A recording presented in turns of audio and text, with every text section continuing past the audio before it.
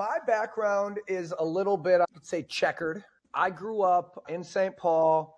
Mom and dad were married 3 times each. They had 3 kids before meeting each other, had me and my brother separated. And then, so I have technically, 7 brothers and sisters. Grew up with 3 of them. I knew at a young age that I wanted a little bit more attention than I was getting at home. As I've reflected as a parent and look back at some of that stuff. Yep. I started getting into a little bit of trouble around 14. Fast forward, at 14, I got kicked out of my first school, ended up going to 9 high schools, got my diploma a year late, started getting into walking cliche, like younger kid, hanging out with the older people, getting into drugs. I took my story a little bit further and faster. So by the age of 17, I was in a hotel room counting $1 million with guys that we had family out in California, bringing stuff back to Minnesota. I'd been exposed to that stuff since I was a young teen. I don't want to say leveled up in that stuff, but it's what happens, right? It's a business. Yeah, it was. And again, I don't like to cloud the entrepreneurism with anything like that. But I think what happens is in your path, being exposed to some of those things, you just learn things about like people and emotional intelligence and networking and stuff like that. What happened was when I turned, so I'm 17, I'm getting into stuff, dealing with older people, gangs, drugs at a high level, like all that. When I was 21, I got robbed for like $130,000. I went in and kicked the dude's door in, hit him with a pistol, ended up getting stabbed 4 times. I ended up doing a little bit over 4 years in prison from when I was 21 to 25. And I'm very open talking about that. I don't like leading with the felon entrepreneur hustle mentality. It's not really my thing. But I think that you look at the years of anyone's life. I think women develop a little bit faster than men on an age timeline. But for me, as a young man, 21 to 25 was some of my most developmental years of my life as far as just what you're exposed to. Think if you're not in a situation like that, you're going to college, you're getting your job, you're getting into your career, maybe you're traveling or something like that. And for me, I just made some decisions that I had to take responsibility for. And I was in prison till right before I turned 25. I ended up only having to do 3 years and some change. Violated, was only out for a month and had to go back for almost a year. And I still, after getting out of that, I didn't have my head on my shoulders. Like I'd never had a job in my life. Like I had gotten a job at Arby's when I was 15. And I think I put a mozzarella stick in the deep fryer and they didn't like that because I wasn't old enough. So I got fired after a week. I got a job at a gas station when I had cash when I was 18 for an apartment. And they were like, we can't take cash, dude. This isn't Breaking Bad. Go the fuck, get out of here. So I found like a gas station that I got a job at for a month. And that was just like a bullshit or whatever. And then when I got out, I was in a halfway house and my buddy got me a job at a window cleaning company. It was the only exposure I had ever really had to like gainful employment as an adult. Ended up fucking up, having to go back and get locked up. And then when I got out, I was back on the same shit for a year. I knew I wanted to open some type of business and I, like most of us, had no fucking clue what I was doing. I went back to my old lifestyle. I think they say this in like sobriety, like sick and tired of being sick and tired.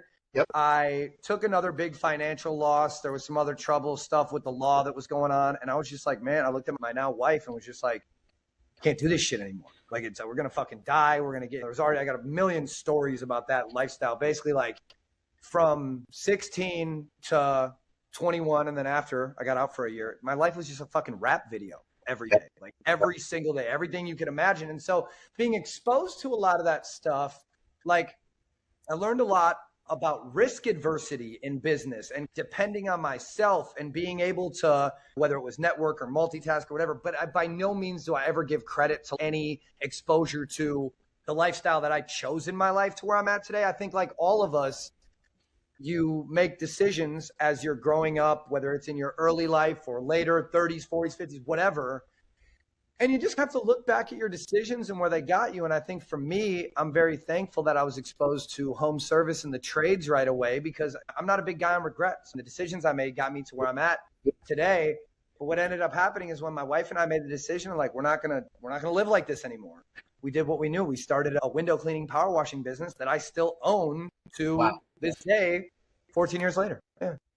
Wow. So that was the first official. It was like, okay, done with this lifestyle, completely cut that. I haven't fucking jaywalked since, like nothing. Like I don't even jaywalk. That's awesome. I learned that like my most valuable asset is my time.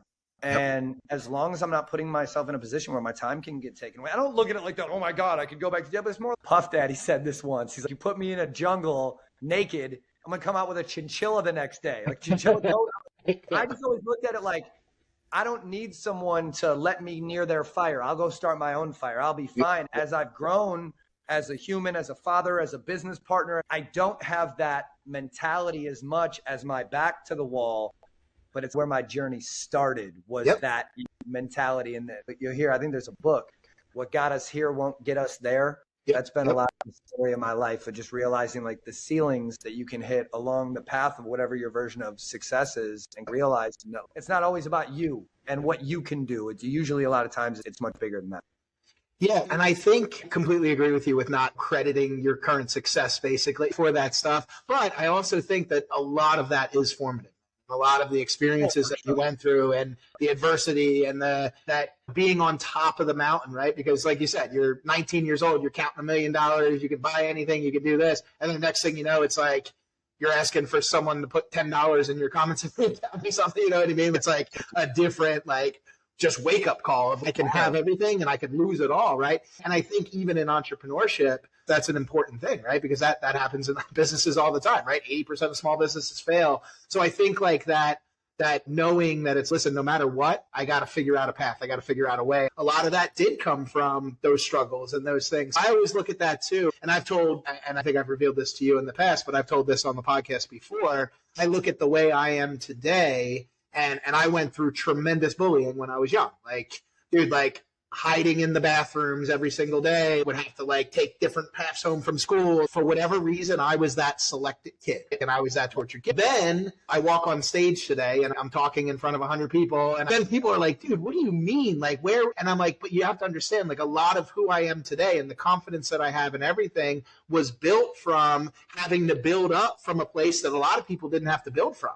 Like a lot of people, and thank God I had a super supportive family and I had amazing parents and I had amazing, you know what I mean? So it wasn't that complete, but that side of personal relationships and trusting relationships, man, like I couldn't trust relationships for the longest time and everything, right? So like I always look at that, and those experiences are tough, but like when you can embrace them, and then I know you're a huge mindset guy, dude, and I think that's what we connect on, a lot of that kind of stuff.